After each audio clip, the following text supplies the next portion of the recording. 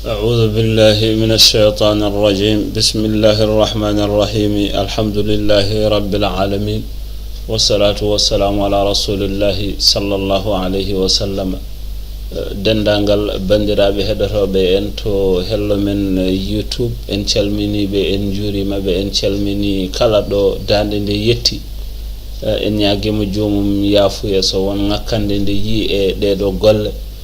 ko yidde tan ha ballodiren enen kala e diine men o ɗum woni mbaɗen yewtere nde tawa ko e pular jangen hen bindanɗe men ɗum noon mi salmini moni kala e mon ɗo woni eno woniri en daroto ɗo joni tan ko windande men dewnaten hen so Allahu lamɗo o jaaɓi ko Bocar Ahmad Souleymani Diop to Nouadhibou. amin biya on ketki jam bismillah heɗade windande men shar'iyya joni so Allah jaaɓi. eɗen gara e windande men ñalawma hande o so Allahu lamɗo o jaaɓi. jokkaten noon koɗo jarannoɗen kalannoɗen koko yiɗa waɗe ñande julde en kaali yo ñante yo urne nde wonde inna allaha yuhibbu an yara athara ni'matihi ala abdihi. Allah ene yiɗi yiide batte nema mo waɗani maccuɗo makko e maccuɗo makko. añaka en kaalino e windande men ɓennude pijirloji ɗi en mbiyani aɗi karmi so ɗi mbaɗirama no ɗi poti waɗirede. ɗum woni wala yunkaru laibu sibyani fiha. pijirloji sukaɓe e julde ɗum haɗetake tawde kay musiba yaltani hen. wo darbu duffi taballeji piyeede so rewɓe meeɓe walla worɓe meeɓe jillodirani ɗum ne baasi ala hen. faqad warada igraruhu min rasulillahi sallallahu alayhi wa sallam. de wonde nelaɗo o ñimnanino ɗum waɗannoɓe ɗum ɓe wadde noon ɗum haɗetake. wa masyun fi dhahabihi. ene yiɗa kadi so neɗɗo ene yaha fummoyde o yaara koyɗe li annahu abdun dhahibun li khidmati mawlahu. nde wonde ko maccuɗo jahowo ligganade kalifa mum yo feññin maccugagu o wasa arde omo joli walla omo waɗɗi tawde lor alanamo e yarude koyɗe. tawde ko maccuɗo jahowo notoyade kalifa mum fatuliba tawadu'uhu raja'an li iqbalihi alayhi. ɗaɓɓa e makko yo yankino mbete kalifa makko o ene jaɓanamo ha joni ko ari gollude ko. kadi wo ihsanihi ilayhi. mbete kalifa makko ene moƴƴanamo aɗa fayi e kalifa ma a yankinto on moƴƴanma jaɓanma gollalma. kono sa ari aɗa farni aɗa holla guttu ene wawi fawde e ma golle ɗe a wawa dañde foftere. ɗum noon so neɗɗo ene yaha fummoyde walla ene yaha ko wayno juma en yiɗa ko yo yaaru koyɗe tawde yaarude koyɗe nde baasi ala hen lor ala. so lor woodi noon yo jol baasi ala. ɗum woni ida lam yasuqa alayhi lmasyu. tawde sattata e makko yaadu. id la yukallifu llahu nafsan illa wus'aha. Allah deftani fittandu so wona hattan mayru walla won firdoɓe ɗum so wona omo andi aɗa hattani ko wiya waɗa fotal komo andi aɗa hattani. ndeke noon mbiɗen ko e jahal makko wadde noon so omo rutto so yiɗi yo jol ko ɗo yahata ɗo yo yaaru koyɗe somo hoota so yiɗi yo jol. ko noonne kadi wonudiba ruju'un min tariqin ukhra. yiɗama kadi somo rutto yo rew lawol gongol ngol wona ngol o rewno ngol li shahadati hima watta sadduqi ala fuqara'i hima. mbete yumɓeɓe o wawa yiide woɗɓeɓe jiyam hefereɓeɓe ganda julɓe ene jogui dental wona rewnoɓe ɗo nane ɓe ndewi ɗo joni. kadi miskineɓe ɓe o wirtino ga o sakkiɓe o wawa wirtade to woɗɓene o sakko ɗumen. noon ha mettina zimmi dunkoɓe woni adodiraɓe ɓe. wonudiɓa fitrun wo fitrun wonudiɓa fitrun ene yida tajjide qablahu ko adi fummoyde fil fitri fi idil fitri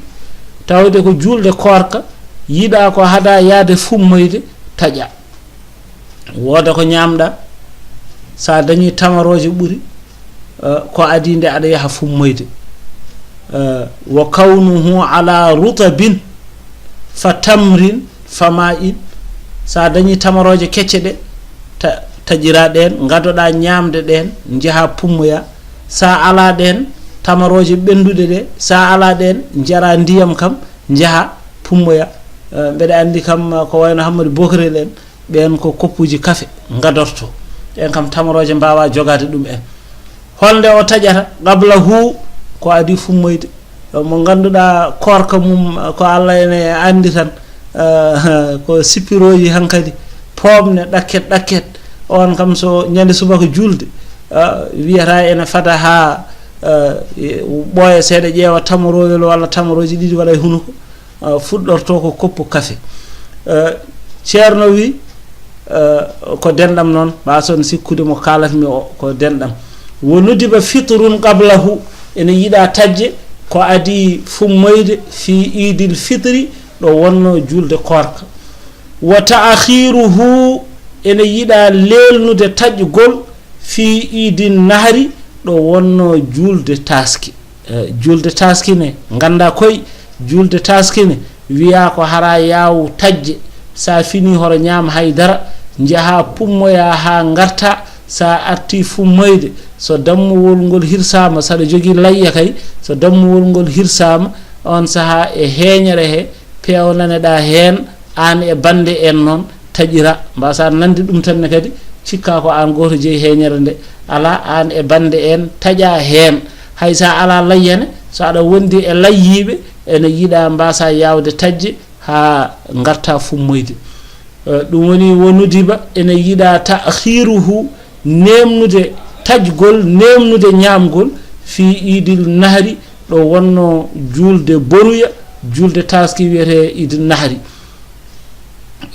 ala ziyadati kabidi udhiyatihi igtida'an bi rasulillahi sallallahu alayhi wa sallam li yuftira ala ziyadati kabidi udhiyatihi wa tajiraha joni e heñere dammuwol makko nyemtinde nelalo o sallallahu alayhi wa sallam وتفاؤلا بأن يكون من أهل الجنة الذين أول طعامهم زيادة كبد الهوت وملكنرو نندناد يمبي الجنة بغندولا ñamdu mum en arwande ñamdu mum en ko keñe liddi dum woni ko ñamata ton to aljanna wonudiba khurujun ba'da shamsi ene yida yaltude yaade juuloyde ummade galle mum fayato juulate ro sabu fummoyde ba'da shamsi ba'da tulu'i shamsi caggalde nangi fudi so yehi ha nangi fudi yidama hankadi yo yaltu o yaha o fummoya hada masabbu nadbi wa aslul khuruji sunnatun liman qarubat daruhu mo galle mum badi sunninama e mum yaltude yaha wa illa fayakhruju bi qadri ma yudriku salata sa nani non yo ha nangi fuda dum ko mo galle mum badi pummirgal ena wawi yaltude yaha hawray julde kono goddudo mo ganduda to fummata to ena waddi on kay wona ha nangi fuda fawi tan ko e fodde ko omo yettoyo o wawa fummude ko fummide yumbe be o tawbe julani o julde mabbe ko don ƴewete hayso toddi ko yo ummo gila salatu yo ummo gila den ceerno wi wonudiba takbirun fihi ene yida habbirde e saha mo yaltata o mo yaha fummoyde o wiya Allahu akbar Allahu akbar Allahu akbar o haala kabbirali hononi laabi tati hina idin caggal nde nange fudi sa yi mbiiden ko saha mo yahara o caggal nde nange fudi